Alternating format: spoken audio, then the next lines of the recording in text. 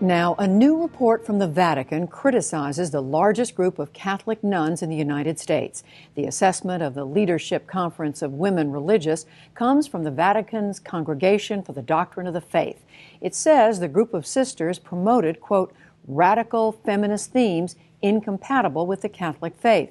It concluded that the sisters had contradicted church teaching on homosexuality and on male-only priesthood in public statements that, quote, disagree with or challenge the bishops, who are the Church's authentic teachers of faith and morals. To discuss this assessment, we are joined by Donna Bethel. She is now chairman of the board of directors for Christendom College in Front Royal, Virginia. And Janine Hill Fletcher, she teaches theology at Fordham University in New York. And we thank you both for being with us. Thank you. Let me start with you, Donna Bethel. You agree with what the Vatican has done here. Why is what the women religious did offensive to the leadership of the church? Well, I think to understand this correctly, you have to know that the church expects a great deal of people who are publicly consecrated in the church for its service, which is what women religious are. And at the very beginning of the document, they quote Pope John Paul II to the effect that it's important that consecrated persons in the church be faithful to the teaching of the church and witness to it in their life and works. The second point is that the Leadership Conference of Women Religious is an entity established by the Vatican, approved by the Vatican, its statutes approved by the Vatican, for the purpose of supporting the women religious in their life and work. And so it's the responsibility of the Vatican to see that the conference is actually doing its job, and that's what it's done in this assessment. And the finding is that they strayed from Vatican teaching. Yes, as you summarized, and in other areas, they found that they either put out materials that are troublesome, not presenting the full doctrine of the church. They supported speakers at their conferences, some of whom challenged the church or simply ignored its teaching in various aspects. And that they have not been a positive. It's one thing to actually contradict the church, but it wasn't just their job to avoid contradicting the church. It's their job to present the fullness of the Catholic faith and to help their members to understand it and to live it. And that's where they have been found short. Janine Fletcher, how does the women religious group see this? Do they acknowledge, I mean, in your understanding, that they've strayed from the doctrine?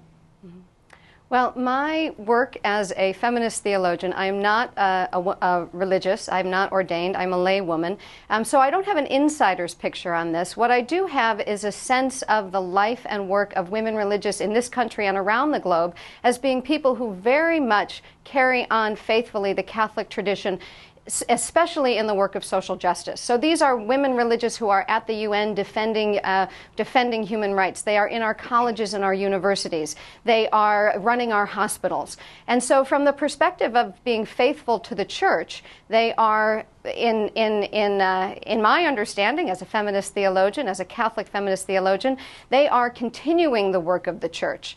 Now, at issue is the teaching, the doctrine of the church, the authoritative stance on issues.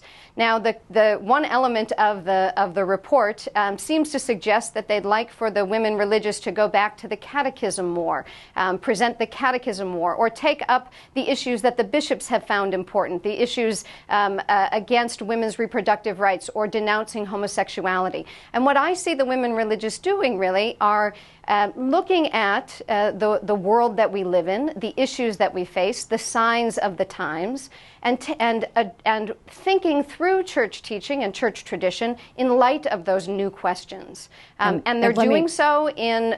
Yep. Mm-hmm. I was just going to say, let me just stop you there and ask Donna Bethel: is that what the Vatican sees as going against what it sees the role of these women religious? Well, the Vatican, in its document, actually commended the kinds of activities, apostolic social justice activities, that the sisters are carrying out. It recognizes those. It says you must, but that's not enough. That is not the fullness of the Catholic faith. We are also engaged in primary justice in the defense of life, for example, from conception to natural death, in the issues of abortion and euthanasia. And the Church expects its consecrated public witnesses to be fully on board and to be advancing the Catholic view of the right to life. So that's just one point where it's not that they're being criticized for all the great work that they do. That's recognized. They're being asked to be fully in the church. And Janine Fletcher, are the two things incompatible?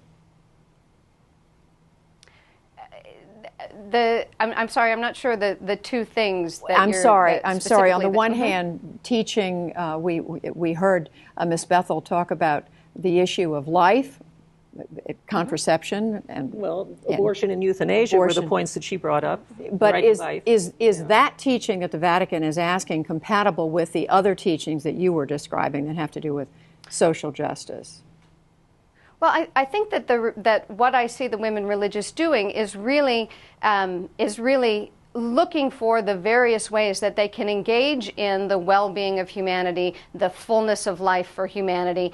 And what they're being criticized in this document is about what they're not doing, right? They're not taking up these issues sufficiently. They're not making them the head of their agenda. At least that's what the document proposes. The other thing that the document does is it criticizes the women religious for the things that they seem to be thinking or discussing or exploring. It criticizes their theological investigations within their own private conference, within their discussions among themselves. And I think that that's one of the real problems for me as a scholar of women and religion, is that the document seems to be trying to tell women religious to stop exploring the dynamics of the faith and simply take the tradition as it's been handed to them. And I think that that's one fundamental difference. As a theologian, I think that the life of the Catholic community is to continue to engage the life of the faith with the questions that are at hand. In just a little bit of time that we have left,